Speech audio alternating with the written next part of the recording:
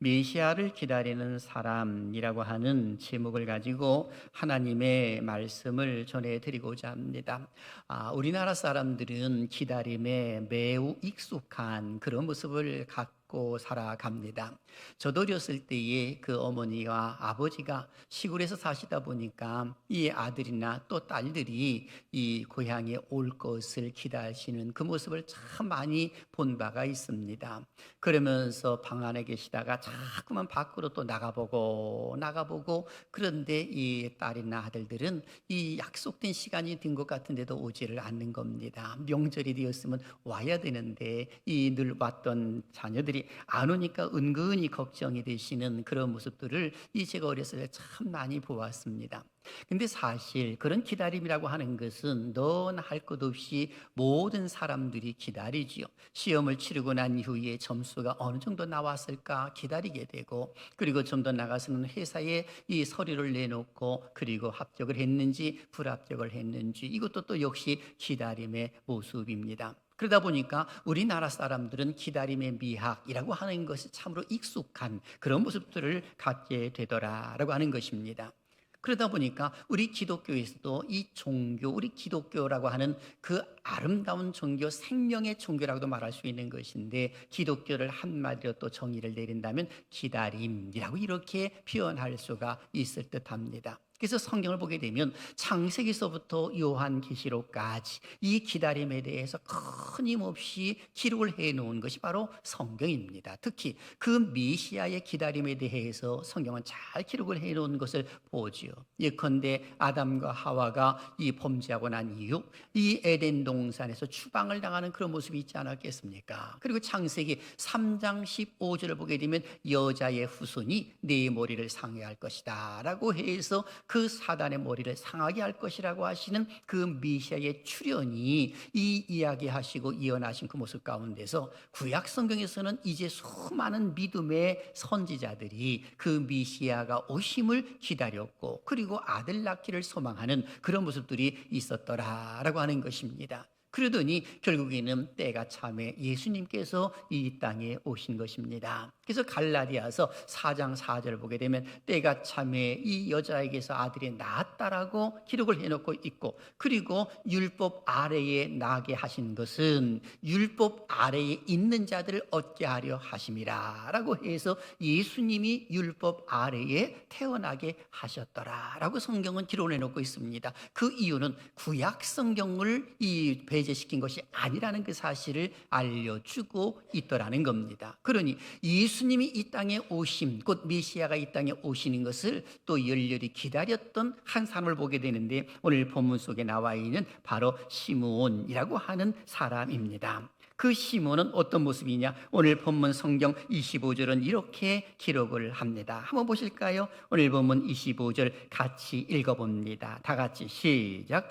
예루살렘에 시몬이라 하는 사람이 있으니 이 사람은 의롭고 경건하여 이스라엘의 위로를 기다리는 자라. 성령이 그 위에 계시더라. 아멘. 여기 보니까 예루살렘에 시므온이라고 하는 사람이 있으니 하면서 성경은 기록을 해놓고 있습니다. 그런데 이 사람이 대체 누구냐라고 말했을 때에 이 주경학자들의 그 추석을 보게 되면 어떤 주경학자는 바울의 스승인 가말리엘의 아버지다 이렇게 언급하기도 합니다. 이 누굽니까? 당대 최고의 율법학자인 힐렐로 추정되는 사람이다 라고 이렇게 또 추경하시는 분들도 있는 것을 보게 됩니다. 그런데 이 사람에 대해서 이야기해 놓은 것을 보면 경건한 자요 주의 위로를 기다리는 사람이더라. 그리고 좀 더 나가서는 성령의 인도하심을 받는 것을 보게 되면 성령이 충만한 사람이다 라고 이렇게 볼 수가 있습니다. 그 이유가 뭐냐? 여기 25절 하반절에 위로를 기다리는 자라 성령이 그 위에 계시더라 라고 기록하고 있습니다. 어디 그것뿐입니까? 26절도 한번 보십시오. 그가 주의 그리스도를 보기 전에는 죽지 아니하리라 하는 성령의 지시를 받았더니 라고 기록하고 있습니다. 성령의 지시를 받아서 그는 나이가 먹었음에도 불구하고 죽지 않는 그런 모습들이 있더라는 것입니다. 여러분, 실제로 우리가 살아가면서 죽음이라고 하는 것은 사실 슬픕니다마는 죽어야 할 때에 죽지 않는 것도, 그것도 사실은요, 냉정하게 보게 되면 슬픔일 수가 있는 겁니다. 그러니까 정확한 때에 이 어느 정도 수완이 다 되면 가는 것이 옳아요. 가는 것이 옳은 것인데 계속해서 더 살려고 하는 것 자체도 사실은 옳지 못하다라고 말할 수가 있는 겁니다. 그런데 시몬이라고 하는 사람은 특별히 하나님께서 사명을 주셨는데, 무슨 사명을 주셨느냐? 바로 주의 그리스도를 보기 전에는 죽지 아니하리라. 바로 성령님이 그렇게 지시를 내리셨다는 것입니다. 그러니 그리스도를 보기 전에, 그리스도가 누굽니까? 그리스도를 구약 성경으로 말하게 되면 이 히브리어로 미시아라고 이렇게 말하는 겁니다. 그 미시아는 무슨 뜻이냐? 기름 부음을 받은 자라는 의미를 가지고 있습니다. 그러니 예수님은 이 땅에 오셨을 때에 기름 부음 받은 자로서 이 땅에 오셨고 미시아로 이 땅에 오셨더라라고 말할 수가 있는 것입니다. 그러면서 시므온이 주의 위로를 기다리는 자, 곧 이스라엘이 주의 위로를 기다리는 것이죠. 그 중에 대표성으로 시므온을 드러냈을 뿐인 것입니다. 그렇다면 이스라엘은 대체 어떤 상황에 놓여 있었기에 이런 미시아를 기다리고 있었을까라고 하는 것입니다. 여러분, 우리가 잘 알고 있는 것처럼 이 이스라엘은 이 예수님이 태어날 당시에 그 백성들이 로마의 속국에 있었습니다. 많은 어려움 속에 있었던 것이죠. 실제로 오래전부터 이스라엘 민족은 이방 민족에 의해서 억압을 당하고 어려움을 당했던 민족이기도 한 것입니다. 좀 더 쉽게 이야기하게 되면 우리가 잘 알고 있는 것처럼 이 다윗 왕과 솔로몬 때는 그 나라가 아주 견고해졌고요, 아주 막강한 나라, 힘 있는 나라가 되었습니다마는, 그러나 솔로몬이 죽고 난 이후에 나라가 둘로 나누어집니다. 북이스라엘과 남유다지요. 그런데 북이스라엘은 주전 722년에 아수르에 의해서 또 멸망을 당하게 되고, 그리고 남유다는 주전 586년에 바벨론에 의해서 멸망을 당하게 되면서 70년 동안이나 포로 생활을 하는 그런 모습들이 일어났던 것을 성경의 그 역사는 알려주고 있습니다. 그런데 그것으로 끝나지를 않습니다. 잠시 곡으로 돌아오는 듯 했습니다만은, 그러나 메대 파사라고 하는 나라가 일어남으로 인하여서 다시금 또 어려움을 당하게 되고, 메대 파사의 나라가 또 어려움 당하는 그 모습 가운데 헬라 제국이, 곧 알렉산더 대왕이 일어서서 그 나라를 또 짓밟아서 이스라엘 민족이 어려움을 당하고, 그러더니 로마가 일어나 가지고 헬라를 또 점령함으로 인하여 로마에 의해서 억압을 당하고 있는 바로 그런 모습입니다. 물론 로마 이전에 그 하스몬 왕조에 의해서 약 100여 년 동안이나 이 기쁨과 자유를 누렸습니다마는, 그럼에도 불구하고 로마의 그 억압에 의해서 결국에는 어려움을 당하는 것이 이스라엘 민족이었더라라고 하는 것입니다. 이런 억압을 당하고 아픔을 당하는 그 모습 가운데 이 민족을 해방시켜 주실 진정한 메시아가 이 땅에 오시기를 그들은 간절히 기다렸다는 겁니다. 그 메시아는 바로 다윗의 왕권을 가지고 온 메시아. 그러니 그들이 바라보았던 메시아는 정치적인 메시아였습니다. 이 로마에 의해서 억압을 당하고 있는 것에서 해방시켜줄 메시아. 그런데 정작 예수님께서 이 땅에 오셨을 때는 정치적인 메시아로 이 땅에 오신 것이 아니라 인류의 구원주로서의 이 땅에 오셨다는 그 사실입니다. 그런데 지금 여기 성경을 보게 되면은 주의 위로를 기다리고 있는, 이스라엘의 위로를 기다리는 자라라고 하면서 지금 이야기를 해주고 있는 것을 보게 되면, 이스라엘 백성들 모두가 다가 메시아 대망 사상이 있었더라라고 하는 것입니다. 결국 예수님께서는 때가 참해 이 땅에 태어나신 것입니다. 바로 그것을 우리가 기념하는 것이 성탄절 아니겠습니까? 그런데 예수님이 이 땅에 태어나셨을 때에 조금 전에 말씀드렸던 것처럼 율법 아래에 태어나셨고, 그 아래에 태어나신 것은 율법 아래에 있는 자들을 얻기 위함이라고 사도 바울은 갈라디아서 4장 4절에서 5절까지 강조하고 있는 그 모습을 보게 됩니다. 그래서 예수님이 태어나셨을 때 오늘 여기 성경을 보게 되면 이제는 이 주의 성전에 나가는 그런 모습들이 일어난 것을 보게 됩니다. 바로 그것은 성경 율법 아래에 있는 그 결례와 그 할례를 행하기 위해서 가는 것입니다. 할례는 태어난 지 8일 만에 하는 것이 할례 아니겠습니까? 그러니 이 조금 지나서 이제 결례의 날이 왔습니다. 그러면서 유대인 모든 삼노는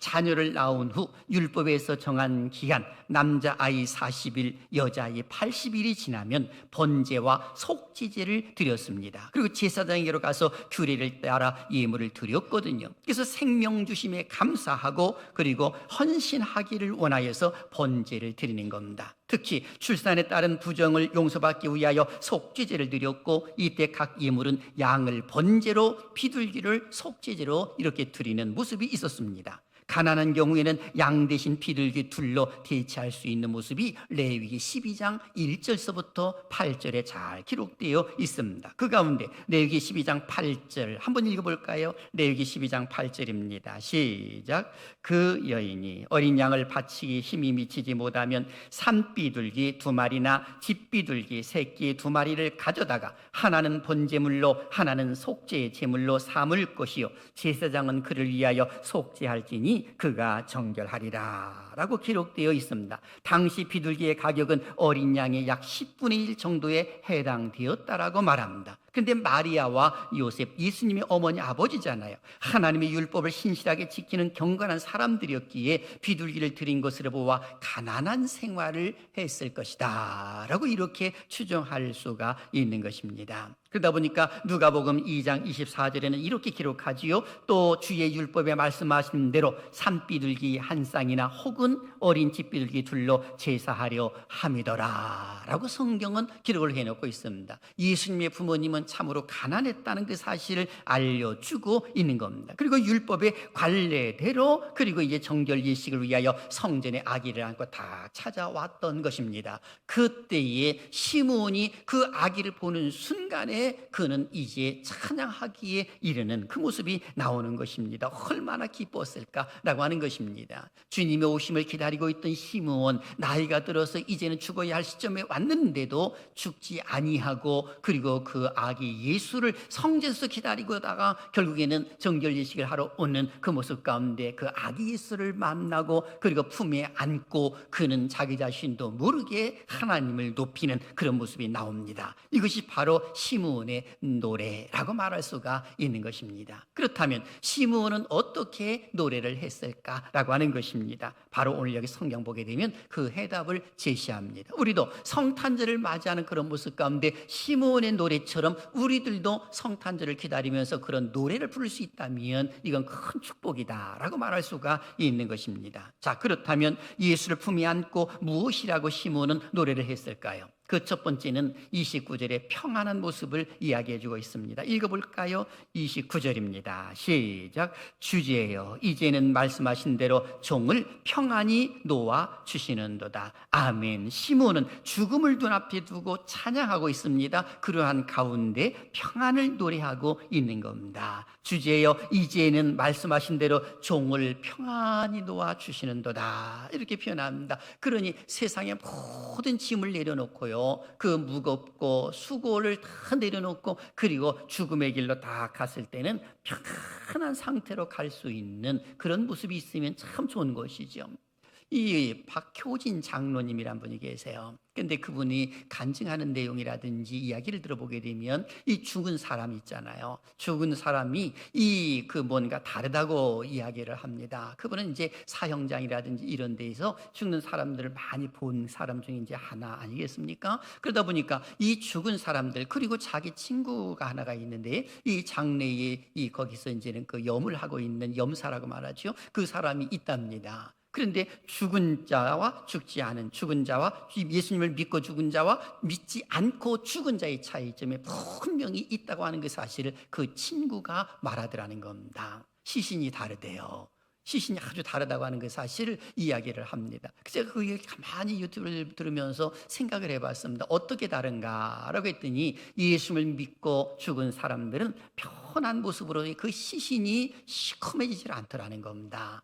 그런데 믿지 아니하는 사람들의 그 죽음, 그 시신을 염하다 보게 되면 시커멓대요. 그 이유가 있다는 겁니다. 하나님께서 마지막 죽을 때에 밝은 빛이 보이고 전성이 보임으로 인하여서 편하게 세상의 모든 짐을 내려놓으면서 그리고 이제는 모든 것들을 놓고 하늘나라에 가는 그런 모습이 있어서 편해진다는 겁니다. 그런데 믿지 아니하는 자는 어둠의 사자가 오는 거죠. 그러니 이 발버둥을 친다는 겁니다. 영적으로 그렇다는 거겠죠. 그리고 이 발버둥을 치다 보니까는 그 온몸에 막 부럽고 무섭고 두려워가지고 그리고 이제 굳어지면서 시커매지는 그런 모습이 있더라는 겁니다. 제가 그 이야기를 들으면서 일리 있는 이야기다라는 그런 생각을 해 보았습니다. 그러니 우리는 이 어떤 생각을 해야 되느냐? 죽음도 이것도 축복이에요. 한번 따라 하십니다. 죽음도 축복입니다. 시작. 죽음도 축복입니다.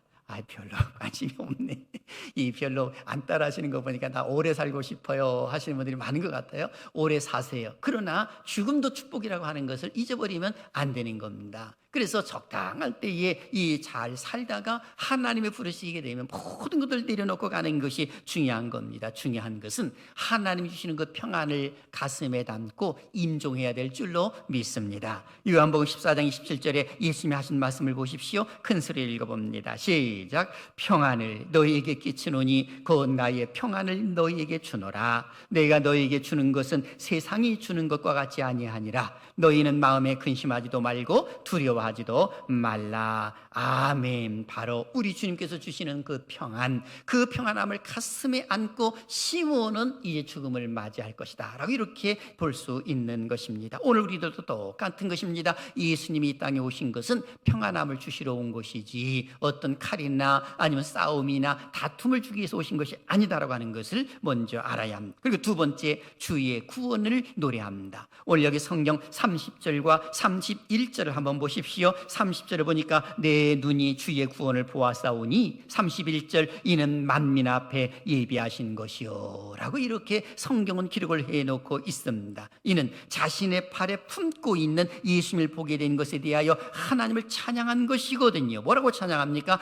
예수님은 하나님의 구원이시라고 강조해 주고 있습니다. 그의 팔에 안겨있는 이 아기가 구주 곧 구원 그 자체요 그분을 별일로 인하여 찬양하고 있다는 그 사실을 알려주고 있습니다. 내 눈이 주의 구원을 보았사오니 이는 만민 앞에 예비하신 것이요. 그러니 모든 사람들은 예수 그리스도를 믿으면 구원이요 믿지 아니하면 죽는 것입니다. 그러니 예수님을 잘 믿는 것이 무엇보다도 중요한 것이죠. 그래서 성탄절 하게 되면 믿는 자나 믿지 아니하는 자나 모든 사람들이 그 성탄절을 기다리는 모습이 있습니다. 하지만 기다리는 모양이 각각 다른 것입니다. 우리 기독교인들은 우리 주님께서 구원주로 이 땅에 오셨기 때문에 그 구원주를 기다리는 것이지만 세상의 많은 사람들은 연애하는 날로 아니면 선물 받는 날로 아니면 세상에서 그 쉬는 날로 여기면서 즐거운 유희를 가지려고 하는 그런 모습으로 성탄절을 맞이하더라라고 하는 것입니다.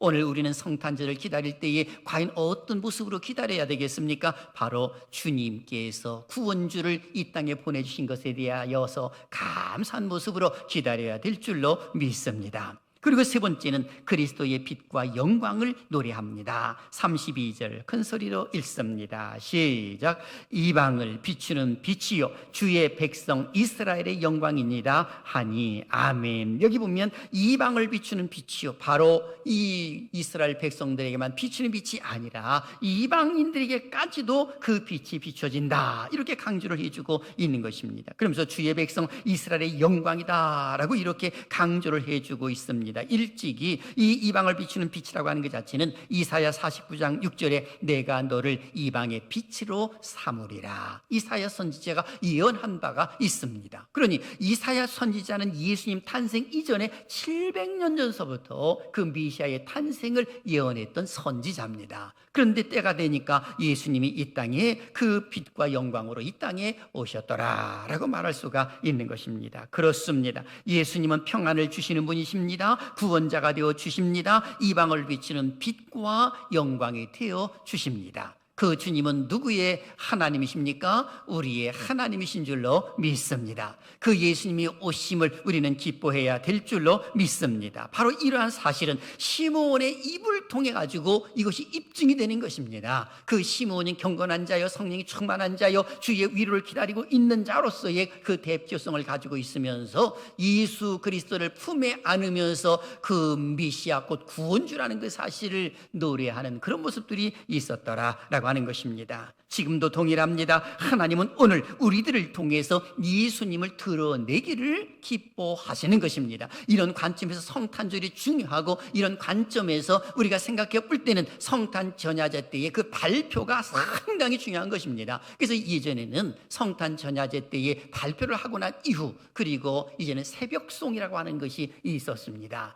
새벽송을 돌면서 기쁘다 구주 오셨네, 지극히 높은 곳에서는 하나님께 영광이요 땅에서는 기뻐하심을 입은 사람들 중에 평화로다 가가호 방문하면서, 그리고 하나님의 축복을 빌어주는 그런 모습들이 일어났던 것 아니겠습니까? 이런 모습들이 자꾸 시간이 감에 따라서 희석이 되어지고, 그리고 이제 여러 가지 모습으로 다른 걸로 대치되는 그런 모습이 있다 보니, 이제는 많은 사람들이 이 아련한 모습으로 추억으로 넘어가는 것 같은 그런 생각이 있어서 은근히 가슴이 아픈 그런 모습들이 있는 것이 사실인 것입니다. 이럴 때일수록 우리는 더욱더 아기 예수의 탄생을 기념하려고 하는 자세를 갖는 것이 중요합니다. 세상 사람들이 어떠하든지 간에 우리 기독교인들은 그 성탄절을 기쁘게 맞이하고 우리 주님을 찬양하고 높이는 일에 온 심혈을 기울이는 것이 옳습니다. 이것이 하나님 기뻐하시는 것이기 때문에 그런 것입니다. 그런 거로 사랑하시는 여러분, 성탄을 맞이하는 우리의 자세, 어떤 자세를 가져야 할까요? 저는 두 가지로 생각해 보았습니다. 간절한 마음으로 기다리는 것입니다. 간절한 마음으로 성탄절을 기다리자. 시작. 간절한 마음으로 성탄절을 기다리자. 아멘. 여러분, 우리가 생일을 맞이하게 되면 그 생일날을 기다리잖아요. 우리의 자녀들을 보세요. 막 올라올 때에는 그 자녀들이 자기 달력에다가 동그라미를 크게 써놓잖아요. 누구누구 생일이라고 기록을 해 놓습니다. 그것은 왜 그렇습니까? 엄마 아빠가 잊어버리지 아니하고 자기에게 어떤 선물을 해주기를 원하는 그런 모습 가운데서 그 동그라미를 쳐놓는 것입니다. 그러면서 그 날을 기다립니다. 자기 생일이 오기를 기다리면서 엄마 아빠에게 받을 선물도 기다리는 그런 모습이 있지 않습니까? 마치 오늘 우리들도 그 간절한 기다림, 여기 나와 있는 25절을 다시 한번 보면 예루살렘에 시몬이라는 사람이 있으니 라고 기록되어 있습니다. 여기 있으니라고 하는 말은 예루살렘에 살고 있으니 이렇게 표현할 수 있는 것이거든요. 여기 있으니는 동사는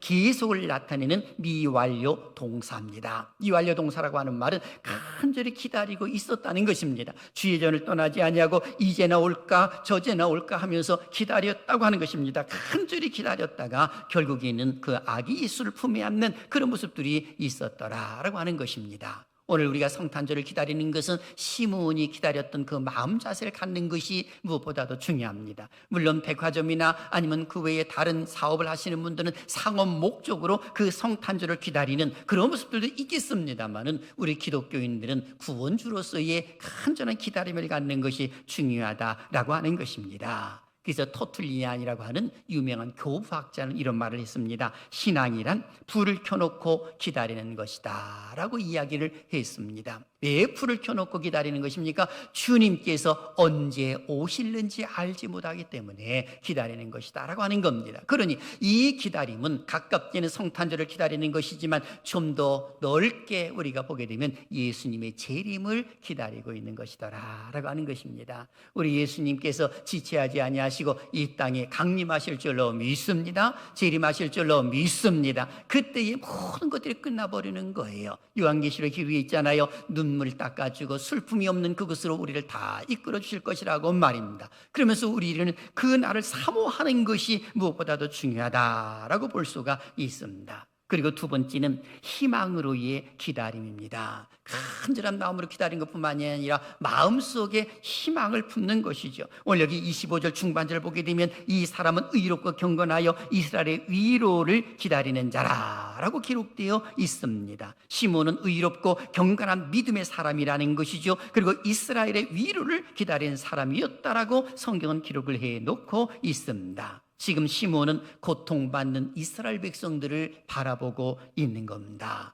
무엇을 바라보고 있습니까? 자기는 갈 날이 얼마 안 남아서 큰 문제가 되질 않지만, 그러나 남아있는 사람들, 저들에게 희망을 주기를 원하는 겁니다. 소망을 주기를 원하는 거겠지요. 그러니 지금 기다리는 것은 자기만이 아니라 이스라엘의 백성들을 위하여서 기다리고 있더라는 것입니다. 이것이 희망으로의 기다림이에요. 오늘 우리가 가져야 할 자세도 그것입니다. 예수님이 나에게 응답을 주시고 이 땅에 오시는 것은 나만 기쁜 것이 아니라 지금도 억압당하고 있는 자들, 영적으로 힘들어하고 있는 자들, 또 영적으로 가난한 자들, 그들을 회복시켜 주시기를 원하시는 주님, 그것을 바라보면서 기다린다면 이것처럼 더 좋은 것이 없는 것입니다. 시몬은 고통받는 이스라엘 백성들을 생각을 했습니다. 시몬이 살던 시대에는 절망적인 상황 아니겠습니까? 당시 지도층에 있는 사람들이 많이 타락을 했습니다. 예를 들면 사두개인들은 그야말로 로마에 갔다 돈을 갖다 줌으로 인하여 대제사장직을 사는 그런 모습들이 일어나지 않았겠습니까? 뒤로 가서 돈을 갖다 줌으로 인하여 자기들의 그 직을 사버리는 그런 모습이 있다 보니까 성전에 제사로 오는 사람들을 그 짐승을 가져오게 되면 이것은 좋지 못하다라고 하면서 성전세를 받고 또는 물건도 새로 팔고 사면서, 그리고 이제는 자기들의 입맛에 맞는 물건들을 팔아버리고 돈을 착취하고 그 돈을 가지고 다시금 로마에 갖다 바치는 그런 모습들이 당시 종교 지도자들에게 있었던 것입니다. 그래서 예수님께서는 내 집은 만민이 기도하는 집이다 해서 강도의 구렬로 만들었다고 해서 그들을 성전에서 내어 쫓는 그런 모습들이 일어난 것 아니겠습니까? 그러니 오늘 우리들도 생각해 보는 것입니다. 오늘 예수님이 이 땅에 오시는 그 모습은 수많은 사람들이 코로나19로 인하여 고통을 당하고 있는 그분들에게 희망을 주시기 위하여서 이 땅에 오시는 것이 아닐까라고 하는 겁니다. 그래서 우리가 성탄의 기쁨도 고통당하는 사람들에게 새로운 희망이 있다고 한다면 이것은 그야말로 큰 축복이다라고 말할 수가 있을 것입니다. 희망이란 무엇입니까? 불행이라는 터널을 지날 때 터널 끝에 비추는 빛이 바로 희망인 것입니다. 그래서 우리 기독교인들은 동굴 속으로 들어가는 것이 아니라 터널 속으로 들어가 있다라고 하는 것들도 우리는 알고 있지 않습니까? 터널에 들어가게 되면 어떻게 되는 것입니까? 터널에 들어갔다가 그리고 이제 계속해서 나가다 보게 되면 빛이 보이는 것 아니겠습니까? 지난주에는 한 뉴스를 보니까 이 내곡 터널에 이 그야말로 이런 그 큰 차가 가다가 그만 이게 매연에 의해서 그 뭔가 불이 났습니다.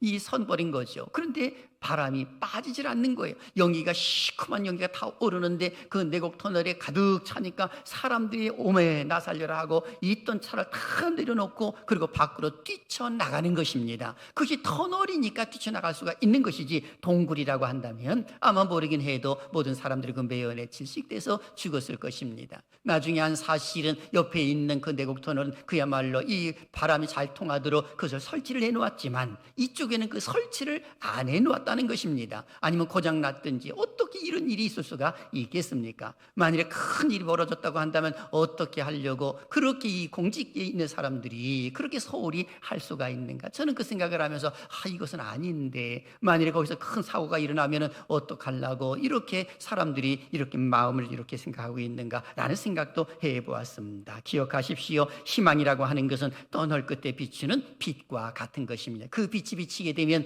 이제는 살았다 라고 하는 그런 모습 아니겠습니까? 사랑하신 여러분, 하나님께서 오늘 우리를 부르셨습니다. 시몬이 메시아를 기다렸기 때문에 경건하고 진실하게 살 수 있었던 것처럼 오늘 우리들도 성탄절을 기다리는 마음을 갖고 있게 되면 경건한 삶을 살아갈 수밖에 없는 것입니다. 그러니 이제 2주 후면 우리는 성탄절을 맞이하게 됩니다. 우리 하나님께서 이 땅에 독생자 예수 그리스도를 보내주셔서 탄생한 날을 기념하는 날이 바로 성탄절이고, 그리고 좀 더 나가서는 이제 우리 주님께서 이 땅에 오실 것을 믿음으로 고백하는 바로 재림을 기다리는 모습이 우리네 모습 아니겠습니까? 그런 거를 기억하십시오. 기다리는 자는 복을 받습니다. 예수님이 이 땅에 오시는 것을 기다리는 자는 복을 받습니다. 그런 거로 우리는 복받은 자인 것을 잊어서는 안 되는 거죠. 그래서 이사야 30장 18절 성경은 이렇게 기록을 합니다. 큰 소리를 읽어봅니다. 시작. 그러나 여호와께서 기다리시나니 이는 너희에게 은혜를 베풀려 하심이요 일어나시리니 이는 너희를 긍휼히 여기려 하심이라. 대저 여호와는 정의의 하나님이시라. 그를 기다리는 자마다 복이 있도다. 아멘. 사랑하신 여러분들은 복이 있는 사람들이 다 되시기를 주님의 이름으로 축원합니다. 그를 기다리는 자마다 복이 있도다 말씀하시는 것은 성경의 진리인 것입니다. 그러니 그 진리를 우리는 외면할 이유가 전혀 없는 것입니다.